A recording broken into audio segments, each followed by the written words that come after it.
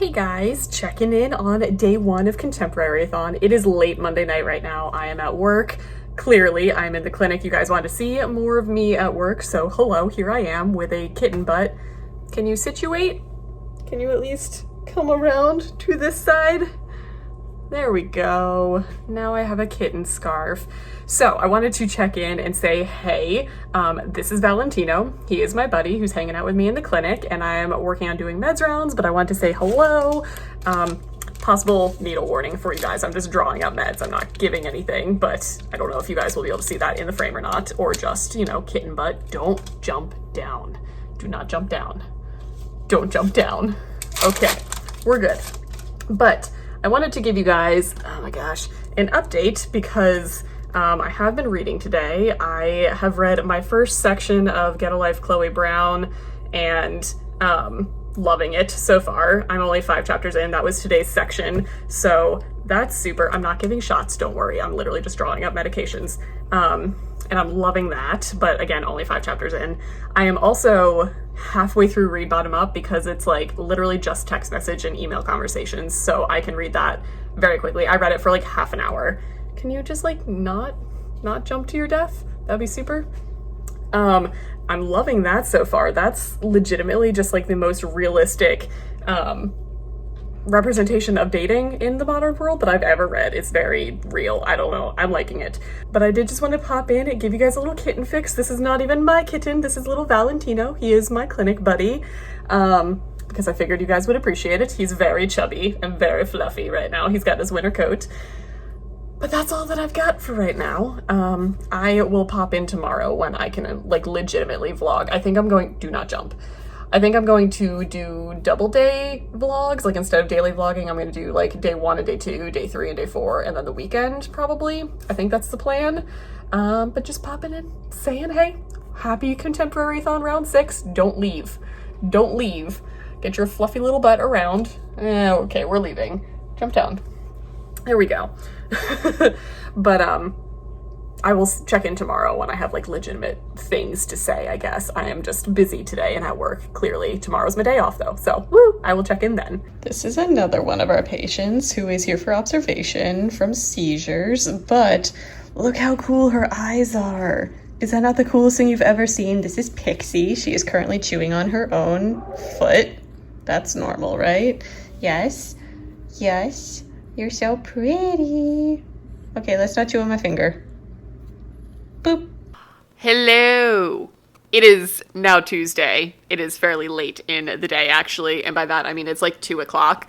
The plan was to vlog all day today, but I was being productive, and by that I mean I played on my phone for like a couple hours when I woke up this morning, and then I got up and I did stuff that I was planning on filming, but I didn't want my like day in the life vlogs to get repetitive of literally just like me vacuuming and me like cleaning up the kitchen and everything. So I did all of that stuff. I just didn't film it. And if you guys want more, I know the response to the day in the life video was like outstanding. And I'm trying to bring in more like lifestyle stuff to this channel while keeping it bookish. But let me know how you feel about that. But this is my first check-in, like legitimate check-in, I guess, for ContemporaryAthon. Reading update. This is where I am with all of the things and the plans that I have, which if you guys have watched any of my vlogs, you know that I'm probably not going to follow through on a lot of the stuff that I say, and I'm just going to change everything as soon as I turn the camera off. But this is the book that I started yesterday. Well, I started 2 books yesterday. This is the book I started yesterday, and I am already like over halfway through just because 1, this book is super, super short, but 2, it's literally told through like text messages and emails. So it reads like super fast. I literally read for like half an hour yesterday and bam.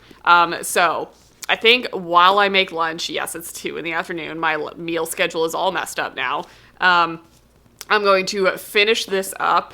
And that would be like the first book done. And this is my, been on my TBR the longest. And so far, thoughts on this, I'm thoroughly enjoying it just because it's the most realistic approach to dating in like 2020 that I've ever read. This came out, when did this even come out? Let's find out. It has to be somewhat recent, but I've had it for a while, so now I'm confused. It came out in 2015. Wow, really? There's a lot of stuff in this that's still very relevant. So this is 5 years old now.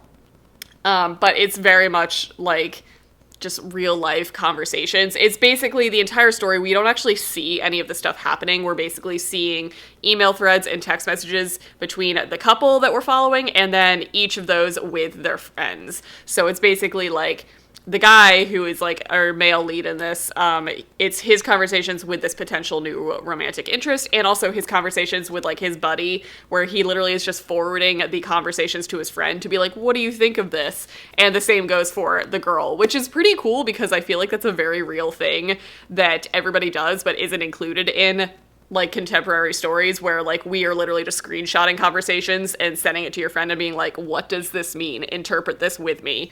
So I like that. It's not fluffy. Like I actually have a feeling this is going to be a super realistic thing and like the relationship is going to peter out and it's just not going to have a super happy ending. I could be completely wrong about that, but I'm really liking the experience. So those are my thoughts on this. They'll probably stay the same. I'll let you guys know when I finish this and I'll give you like a full thought wrap up of that. I am also working on my buddy read of Get a Life Chloe Brown with my book club. So as of today, we're here. We finished our second section, so I'm on chapter 10 of this. I'm loving it. This is not my first Talia Hibbert book, so I kind of knew her voice and how it was going to sound going into this, and I am just loving it. I feel like I don't remember what the first Talia Hibbert book was, but they're all kind of similar, where we're following the female lead who is generally a person of color because that's what Talia Hibbert writes, that's what she knows from, so it's own voices from that, but it also, they generally have, like, I don't know how to say this. I don't like saying the word quirks anymore because I feel like that's kind of detrimental to diversity and representation of things in general. She has fibromyalgia, which I know people who have that, and it's a fairly realistic approach to how life is with just like chronic, invisible pain. So that's nice to see. It also just shows that she's just kind of like a confident person. Like she doesn't really doubt herself, but she kind of does. And I love her female leads in these books. They're all just very, like, proud women who have their own shit that they're aware of, that they're dealing with, and they don't really need anybody to, like, help them through it, but then they kind of stumble across somebody who does, and they appreciate it. And the male leads are all not, like, alpha males. They're all, like, genuinely good dudes. So it's just a breath of fresh air when I'm reading stuff like this. So again, very realistic relationship. Neither of them are like stick thin or models or like very in shape, and neither of them have like the conventional beauty things that you see in romance. So both of these books, solid choices for like realistic relationship stories so far. So next, that leaves me with, I'm going to finish that physical book. So the next physical books that I'm going to pick up, I've already changed my TBR. I really want to pick this up, but this is an April release, so I don't have to get to it right now. But one that I am seeing everybody, as I'm seeing their TBRs get uploaded, is including this on their TBR, because this is a March 3rd release, which means I need to be reading it, like, real soon. And it's got green on the cover. It also could be hard-hitting. So these two, I might just kind of try them out. They're both really short, so these are, like, ideal for a readathon. I think I might just try them out and see which one I'm in the mood for as far as like the next physical book. And then I'm not trying to read ahead in my buddy read, which means I've already finished my like audiobook section of the day, which was Get a Life Chloe Brown. I'm listening to this as an audio thing just because it worked out really well that the audiobook I had on hold with my library on overdrive for a long time, and it literally became available the night before ContemporaryAthon started, and I was like, that is a sign, I need to listen to it. But I finished today's section, so that leaves me open to a new audiobook, and Serious Moonlight is on Scribd as an audiobook, so I might start this as well. So that's where my reading things are going. At least that's the plan. I'm going to turn this camera off and probably just go pick up a completely different book, because that's how I do reading vlogs, apparently. But I am about to go make lunch. I will try and include some pet footage in this, because I know that's what y'all are here for in my vlogs. But it's also pouring rain outside, which means my goats will melt. My goats are witches. The second that a raindrop touches them, they scream bloody murder and go running for the barn. So they're in for the day, but it's not exactly a day that I'm gonna take like my camera out and film outside, because it's just pouring rain and overcast and dreary, which means it's a good reading day. It's not a good goat day though. Okay. It is so much later, and I honestly forgot to do the vlogging check-in thing until right now. If you can't tell, it's like dark out, like that's a window. I did want to give you an update because I have since finished this book. Shocker, because it was like super short. Okay, I just have thoughts before I move on from this book, because this is going to be one of those books where I read it, I have things to say about it, and then I'm never going to think about this book again in my life. This is very much just a very short, small glimpse into modern dating that was very real. If this had been released right now in the past year or two, I think this would have been a very problematic thing for a lot of people.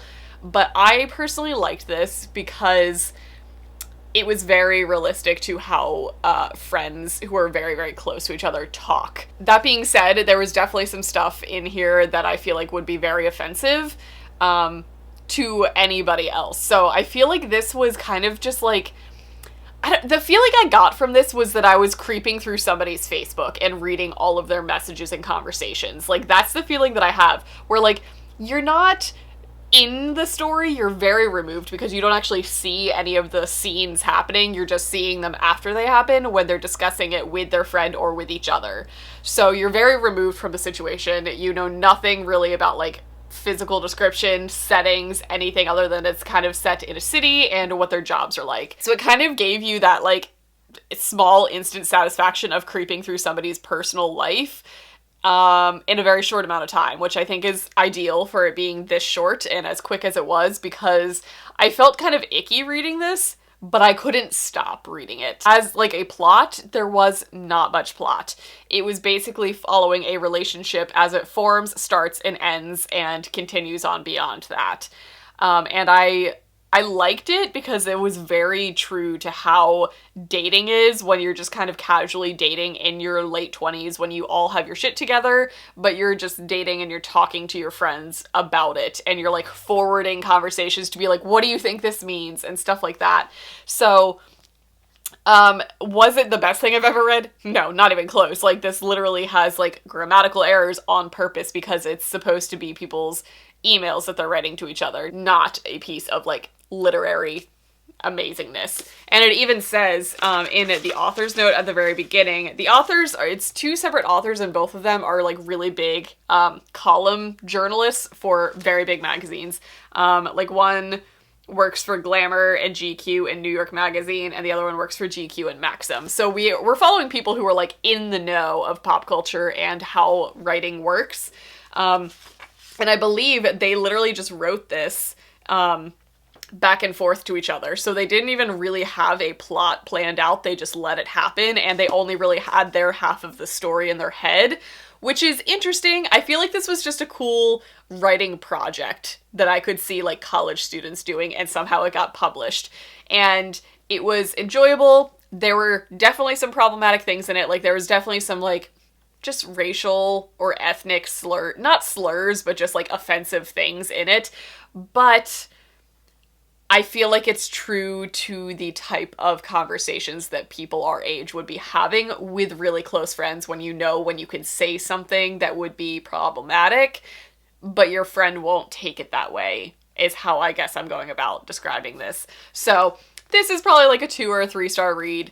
Those are all of my thoughts that I have about it, and that's gonna be the end of this book in my life, to be honest. As far as everything else in my life, I Marie Kondo'd the shit out of my house today, because what I've learned when readathons are happening, or when I tell people that I'm going to vlog, I instantly don't want to vlog. Like, vlogging and reading, while those are both things that I thoroughly enjoy doing in my spare time, the second that I lock myself into that, it's the most repulsive thing in my life, and I would literally do anything else. You know what I did today? I called the doctor's office. I called my pharmacy. Do you know how much it takes for me to do adult things like that? A lot. Apparently it takes the threat of having to vlog. Come on, brain. What is that? So instead of doing all of the things that I planned on doing on my lovely day off today, I cleaned the crap out of my house. As in, like, I went into all of, like, the junk drawers and the areas and the closets that, like, we don't touch and we just stuff things, and I decluttered the shit out of them. And it was incredibly satisfying Did I need to do that today? No, I didn't. And I needed to do other things, but instead, that's what my brain was like, hey, you know what you should do instead of reading and vlogging? All of this other stuff. That is important. I'm glad I did it, and I feel good. I feel very accomplished. I got rid of like 5 garbage bags worth of things, and I filled up 2 full tote storage bins of books that I unhauled off of my shelves. Didn't have much progress made, though. I did start the audiobook of Serious Moonlight, and I am approximately 1 chapter into it. So, taking a break from it, the super realistic, super modernized, contemporary stuff that I have been reading, like Read Bottom Up and Get a Life, Chloe Brown, this is taking me right back to the YA fluff. Like, we have overly quirky characters, we have missing parents, we have a cute, cozy cafe setting. Like, this is the polar opposite of what I've been reading, which I think is perfect for me, because I think when I finish Get a Life, Chloe Brown, I'm gonna have like too much real life stuff, and I need some more romanticized fiction, which I think this is going to be perfect for. And if I remember correctly from Starry Eyes, which is the last Jen Bennett book I read, I feel like her books are always very forward-thinking, which I like, but it's a nice mixture of very real conversations and real situations mixed with the YA contemporary fluff that I love. Like, it's a nice blend. But I think I'm going to cut the vlog here. Hope you guys enjoyed this. Hope you guys liked the glimpse into my working life that you got from last night. And I will see you guys in my next video, which should be going up like in 2 or 3 days. I haven't figured out the schedule yet. I'm still working on it. The end.